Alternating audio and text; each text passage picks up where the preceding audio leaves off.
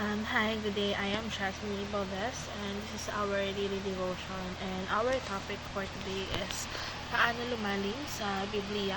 So, special series 2 of 10 in Covenant. And our verse for today is Ephesians 1:45 and NB. So, it says here that, For He chose us in Him before the creation of the world to be holy and blameless in His sight. In love, He predestined us for adoption to sonship through Jesus Christ in accordance with His pleasure and will. So, yung passage na yon, it definitely highlights the role of Trinity in our redemption, the Father, the Son, and the Holy Spirit. So, each of them gave a distinct but interconnected role in bringing about our salvation. And also, yung Father kasi pinaplan niya yung redemption natin before the creation of the world, and pinili niya tayo in Christ to be holy and blameless in His sight.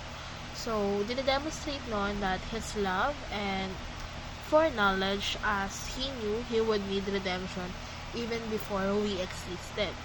And Jesus Christ naman, which is the Son, so He accomplished our redemption.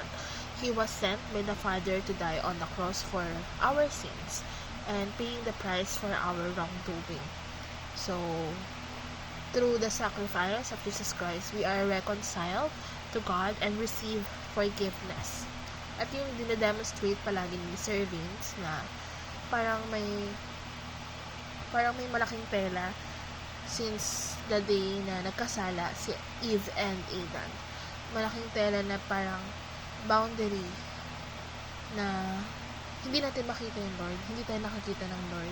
But then, through Jesus Christ, talagang nasagip tayo. Nabalik tayo sa Panginoon.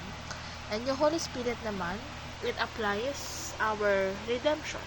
So, He is sent by the Father and the Son to dwell with believers, transforming our hearts and minds.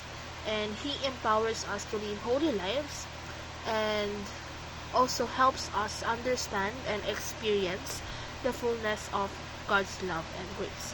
So we need to apply 3 things. First, absorb the blessings of redemption. Second, be grateful and loving as God's adopted children. And third, commit our life to serving God. By simply taking care of ourselves, we are serving the Lord. Have a good day. That's our topic, Paano Lumalim sa Biblia, Series 2 of 10. Bye for now.